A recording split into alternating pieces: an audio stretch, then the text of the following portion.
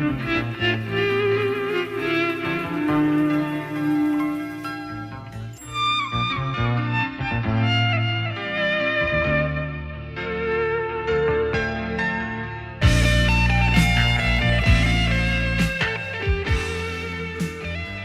right.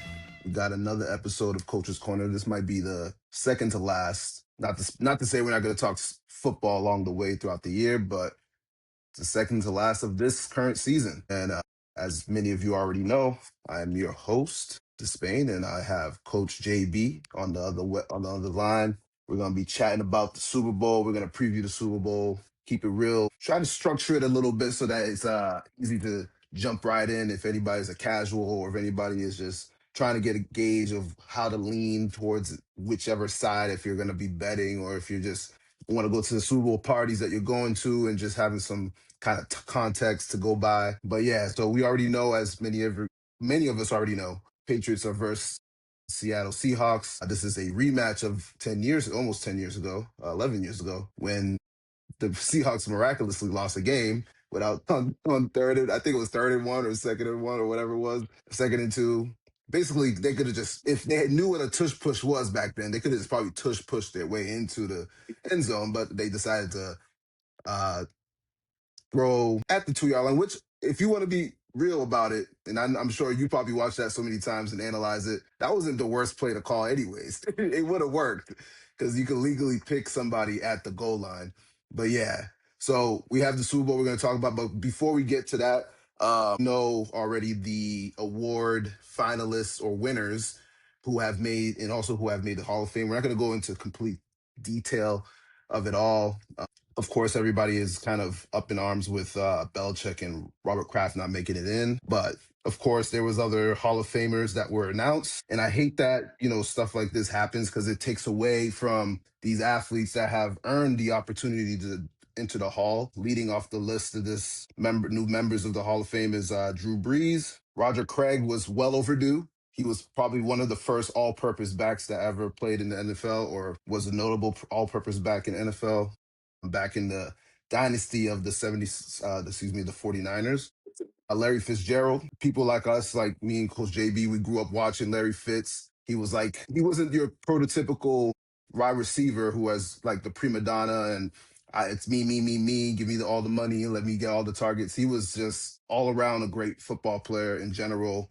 I was pretty happy to hear and see that he got inducted. Luke Kuechly, and it's not as easy as people think nowadays for linebackers to make the Hall of Fame because the careers, not a lot of people will have a Ray Lewis career where they play a long time, but they were impactful for a good, like, if you're impactful for about 7 to 8 seasons, you should deserve some type of notoriety in some sense. But Luke Kuechly made it in. Adam Vinatieri made it in. Not a lot of kickers get into the Hall of Fame. So that was the list. But yeah, so in another podcast, we'll probably talk more about the whole Hall of Fame snubs and all that stuff. I personally feel like they generally would prefer to get these players in before the owners and the coaches. And I'll pose that question to you, how you feel, your feelings about all this stuff as well. And then also we'll get into quickly about like the whole Drake Maye losing by a vote to Stafford. And I'm also going to pose a question to you about Tom Brady's alliance.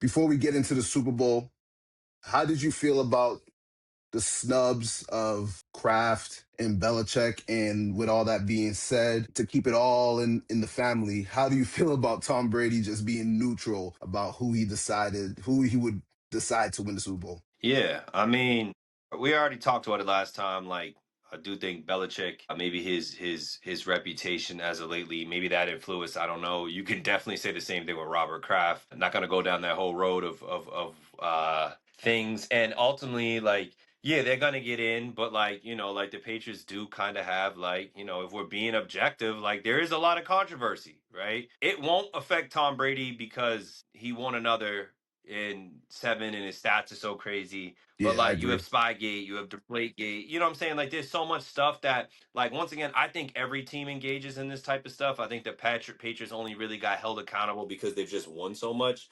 But yeah, that might affect things. So, there's that. Should they have made it? Yeah, like 6 Super Bowls for both of them. Like, why not? Like, that's insane. But it is what it is. I think they're gonna get in at some point. In terms of Tom Brady, like, I don't know. Like, what do people want? Like, first of all, I don't think by any metric that the New England Patriots are favorites for this game.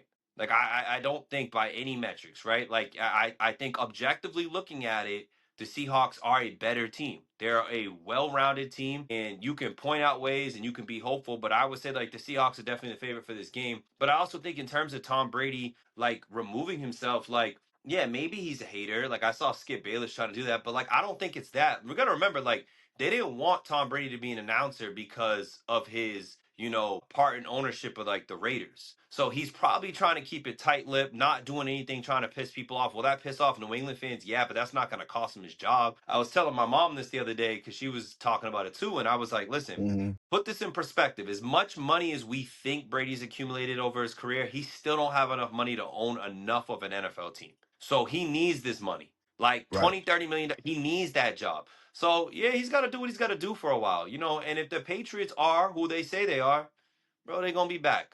They're gonna be more opportunities. I'm sorry, Tom Brady didn't pick you as a favorite. He didn't want to come out here looking like a New England fan. And who knows? Like I'm sure there are other factors that play into it. From y'all let me go. I had to win a Super Bowl in Tampa, and or I don't know, man. But whatever. I'm okay with whatever Brady said. That ain't affecting me no way, no how. Yeah, I'm the same.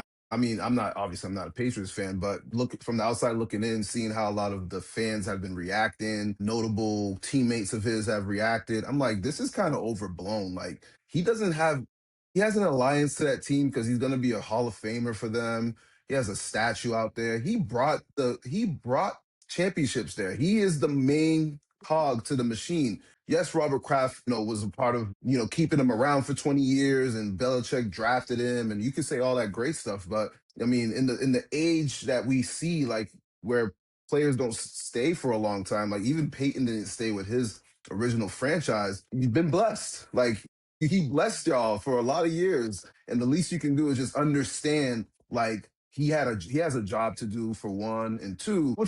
I would say the same thing too. Like sometimes when people ask me questions about, I'm not even a professional or anything. When people ask me certain questions because I want to keep myself from being too biased, I choose the high road too because it's like sometimes it's not worth going into that rabbit hole of all that stuff because he's damn if he do, damn if he don't. If he said I'm all for the Patriots all the way through, national media would make a big headline about it, of course, too.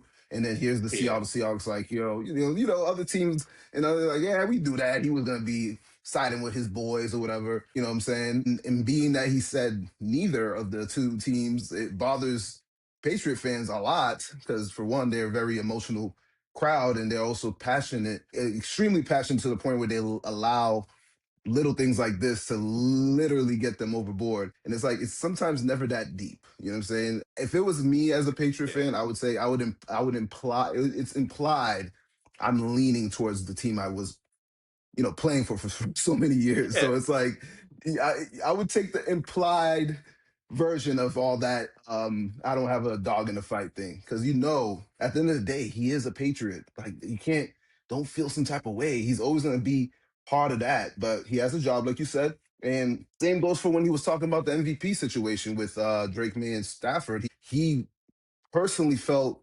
very good about the fact that Stafford deserved that. But other people looked at it like, okay, he's kind of upset because the Drake May love, and they're looking at him as the next guy over him, and this, that, and the third. Y'all trying to make him out to be like Brett Favre and Aaron Rodgers all of a sudden. The guy does not. He's literally doing his job. Like he literally is doing his job. And as I talk about that, how did you feel about the voting of that MVP award? For those who don't know, Stafford won Most Valuable Player in the NFL. How'd you feel about the voting on that? And then, what would you tell to people who are kind of making this a whole Patriot hate fest? No ball. Like it's just yeah, I was literally just having this conversation, not this whole conversation, but part of this conversation with Donald uh at the barbershop.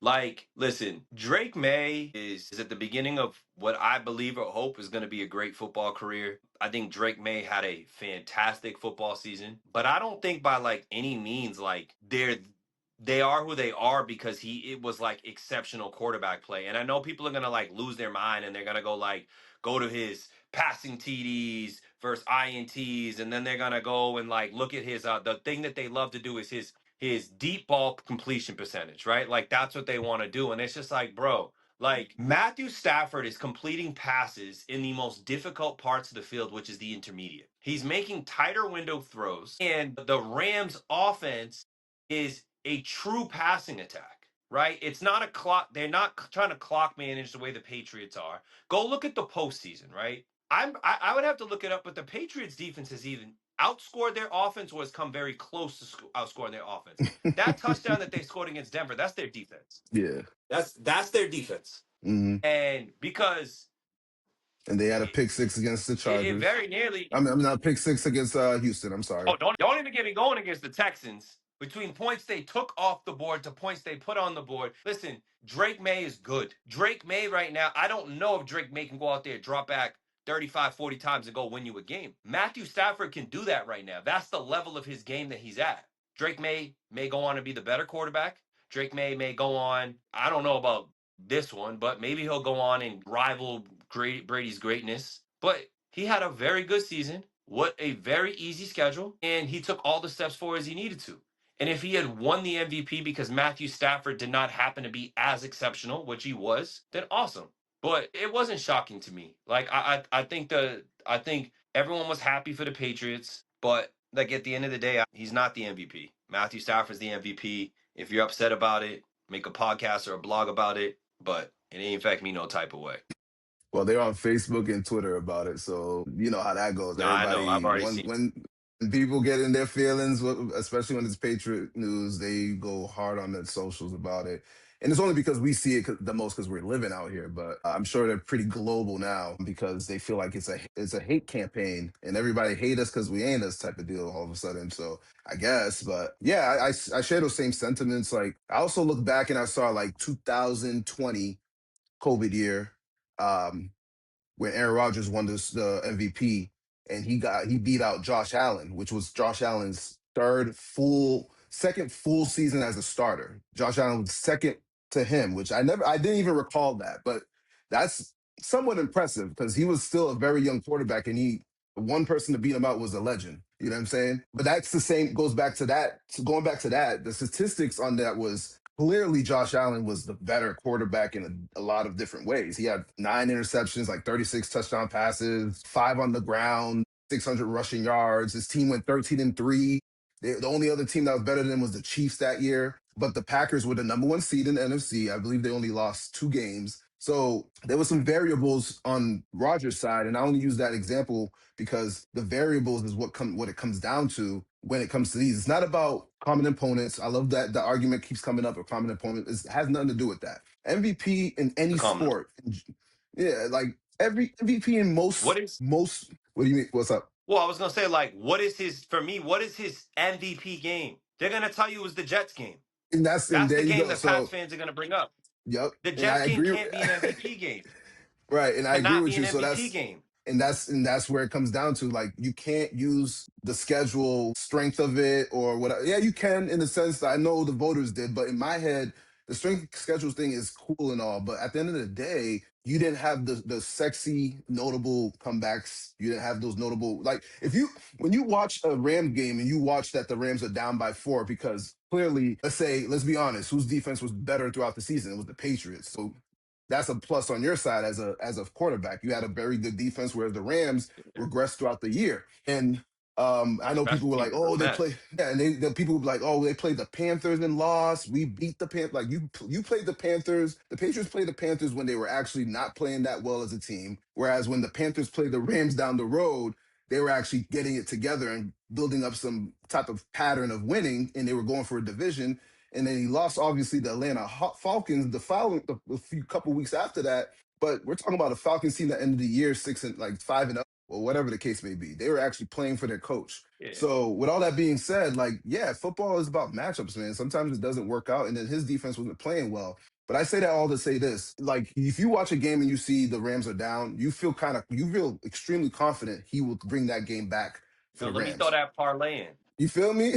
Money line. So You feel me? It So hits. like exactly. And then, but I'm not saying this is not a diss to Drake May at all. He hasn't had to have these opportunities where he had to come back. That was only one game, and that was against the Baltimore Ravens, as the Baltimore Ravens decided to just bench Derrick Henry, and they had a backup Yeah, playing the that's whole why second Harbaugh's half. fired.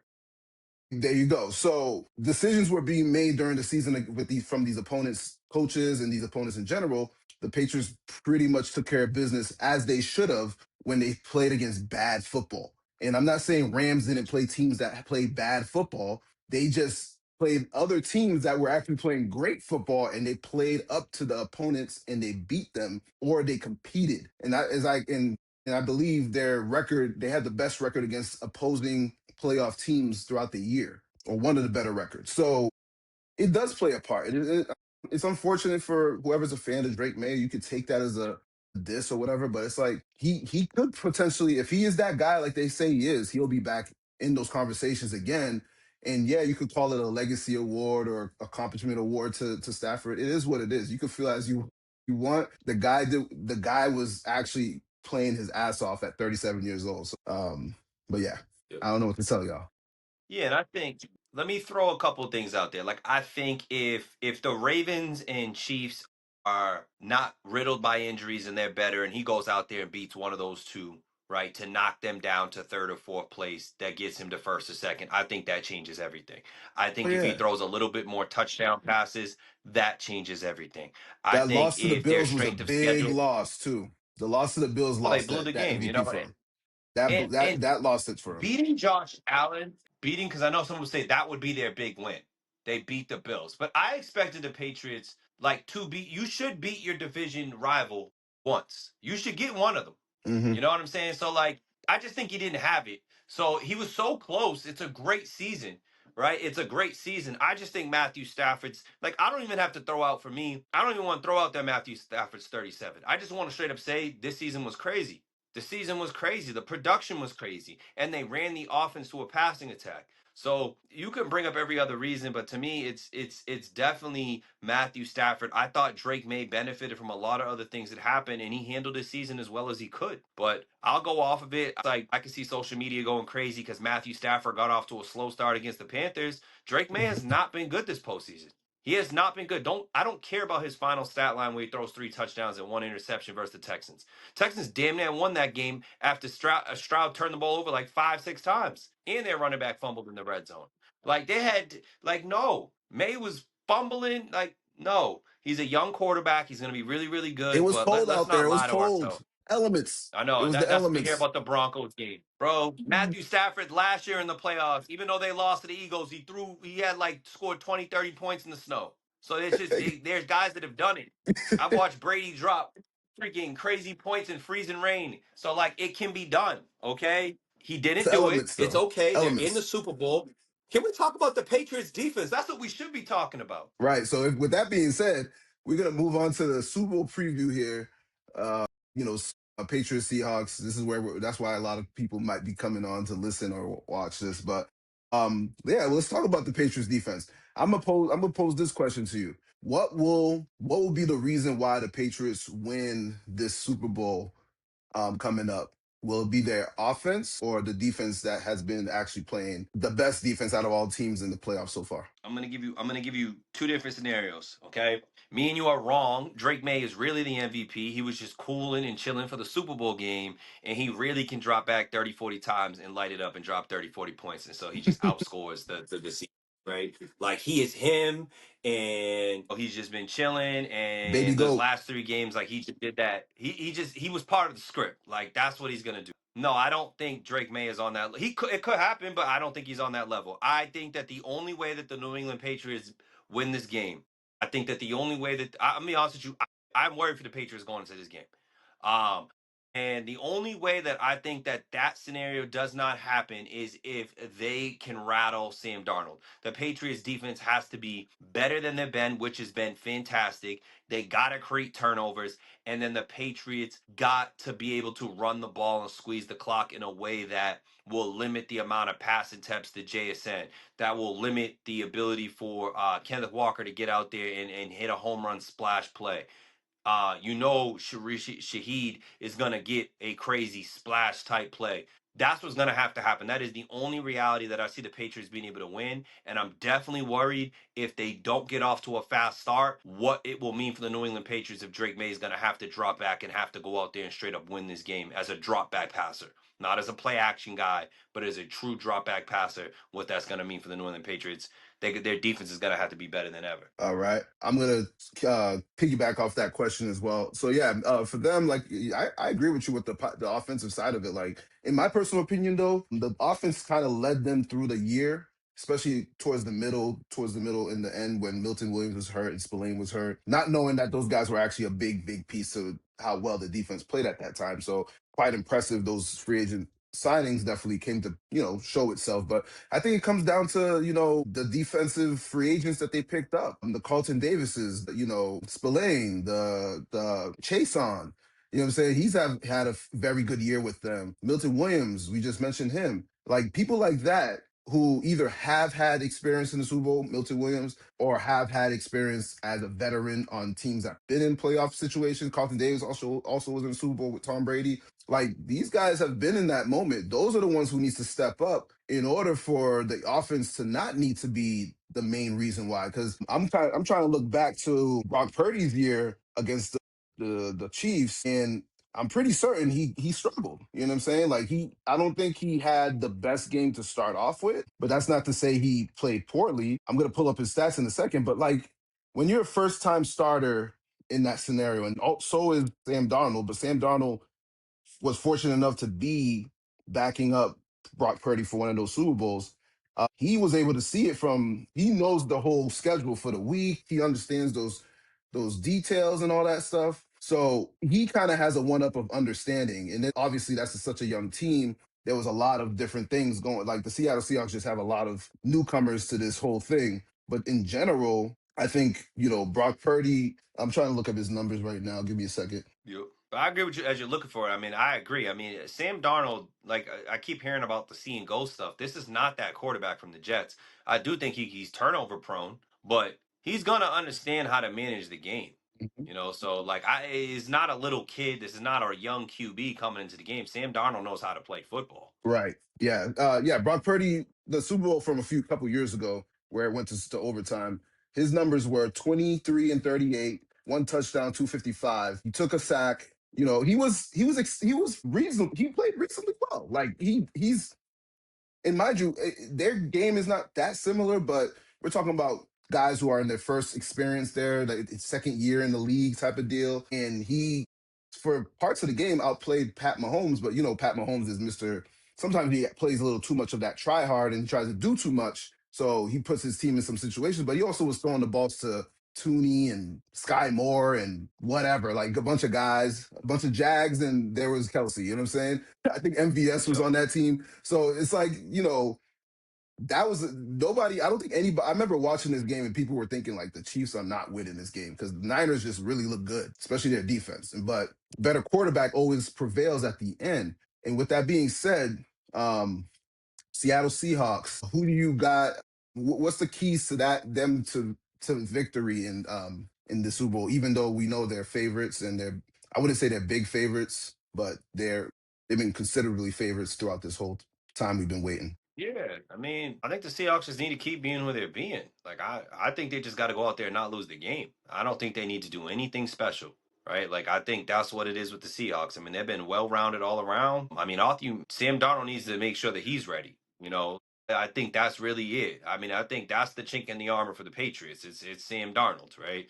Like I don't see Drake May getting surgical. Do I see Drake May making plays? Yes, I see Drake May making plays. Do I see the Patriots being to run the ball? Yeah, but I don't think that like the Seahawks are going to just give it up, right? So I think defensively they just got to go out there, play the game, be physical, and then offensively just take care of the ball. If Sam Darnold can continue to do what he's done the last couple of seasons, and that's stay positive regardless of how the game starts or finishes, they'll be all right. I guess the flip is this once again, I would just spin it back to the Patriots. How much pressure, like I think the Patriots need to coach a very good game defensively to win this. I think that's where it has to be made up. So the Seahawks just have to negate that. I think that's the difference in the game. Yeah.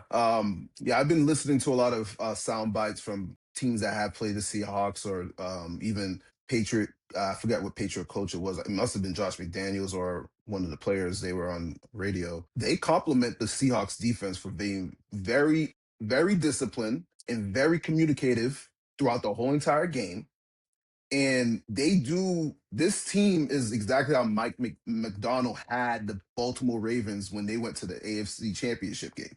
This is the same exact type of defense. It's like a carbon copy of it. So having the rookie Eminyora, I can't pronounce his last name. I don't want to be like Drewski and butcher a last name, but yeah, he's a safety. He plays in the slot. I know he got a ankle sprain the other day, but he's not on the list this going into the game. So that's a big positive for them. They use him like your boy in Baltimore. Like they use him the same way. He's the star. He's like the Yep. star player.